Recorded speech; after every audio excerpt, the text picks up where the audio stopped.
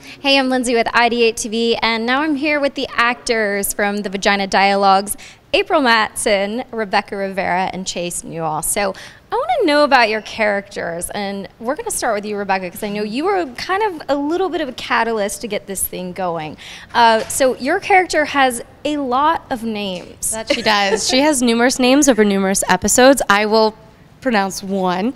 I play Cristina Rivera de Jesus Gonzalez Rajman Porkolentov Ingwang Schwartz. And she's the news anchor for the show. It was an amazing experience playing her. Obviously, the name is a play on the fact that I can play many ethnicities, and she's a little bit tight-laced, and we had a lot of fun with that. I'd say one of the best parts about it is, I guess my role was really conveying all the facts in the show are real, so I could not mess up any of those, and I don't. Was that really hard to learn as an actor?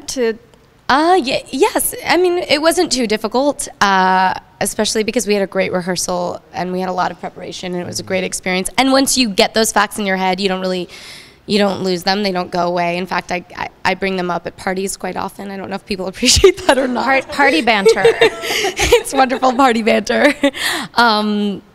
But it wasn't too hard, and I think that's one of my favorite things about the show, is that everything is real. And that's really where the humor comes from, is the reality of the absurdity of some of these things that we learned throughout the process and we're just shocked by. Absolutely. All right, April, you want to tell me a little bit about who you play? I play Mimi May, who was born from, the dialogue that we all had together when this whole thing, was birthed because of Susan Rubin. And she's just, a pop star type, out there and coming into, this serious news show, and having an opinion and expressing it, and then the dialogue that happens between them is sort of what's great about it. All right, Chaise, do you want to tell us a little bit about your character? I would. I play Richard. I believe his last name was Chaise, but his nickname is Dick in the Vagina Dialogues. Which is hilarious. I loved Richard so much because throughout the progression of the series, Richard starts to realize what an actual feminist he is. And through doing Vagina Dialogues, I learned that I am as well. I mean, like we're talking about, all the facts are real, and we had all these rehearsal processes where we were learning so much because of Susan, that by the last episode, which you'll have to stay tuned for, I could really relate to Richard, because by that point I had also flipped and made my switch. So it was a good time. I'm super grateful for Rebecca and April and Susan and all the wonderful people that got to work with us. Mm-hmm. Were there a lot of laughs on set? Always. Yeah.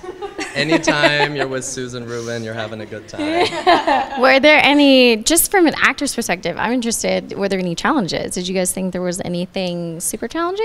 I definitely felt like during the rehearsal process, when we were all together with our director, Eric Watson, and we would be here actually in this space and rehearsing, there would be things where we're like, wait, this doesn't make sense, let's figure this out, but it was so collaborative, and we were there for each other to work through it. And even on set when we were shooting it, I remember there being a couple moments where I was like, I have no idea what's going on, what's happening, and Eric was like, let's take a walk, and we went for a walk, and he said one or two things that put me back in the perspective of Mimi, because as an actor sometimes it's interesting, you can lose that in a way, because you can get caught up in your head about the material or the story or whatever, and you just need someone to say something to fire something organic. And Eric Watson was great at that. He was great at being like, okay, let's just think about this is what Mimi wants, yes. And then so yeah, there were challenges. I feel like we all sort of had them. Even during the shoot, it was like there were moments of, oh God, we've done this so many times in rehearsal and figured it out, but it was so, and it wasn't improvised, it was so scripted by Susan, but there was so much of the relationship that was so happening in the moment and so organic that it sometimes, we would get stuck in that idea of it. Exciting and special about having the writer and the director and all of us in the room was these are such specific topics and things that I didn't even realize were so complicated for myself and just to work through. And so we had that experience, and I think it really shows in the final product. We would say, well, I don't know if that's what I would say. I don't know if that's what Christina would say. I don't know if that's the dialogue Mimi and Christina would have.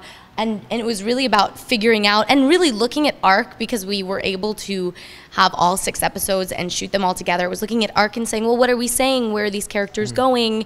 What are we representing? And that's not always something that an actor has the privilege to do. Yeah, because we really got to work on it from the very, very, very beginning. I mean, it was the 3 of us and Susan and Eric from the get-go. So we got a lot of input, which I wouldn't say necessarily was a challenge. It was definitely an awesome privilege that we all got to experience. Like a bonus. Like absolutely, because like she said, actors really don't get to do that very often. People sometimes wait their whole careers to get to do that, and we were very fortunate. So 6 episodes. Now, if we can convince Susan to do some more, you guys on board? Absolutely. Yes. Totally. Can't wait. We'll start on Monday. You heard it here first. We have more episodes on the way. All right, well, thanks, guys, so much. We really enjoyed speaking with you.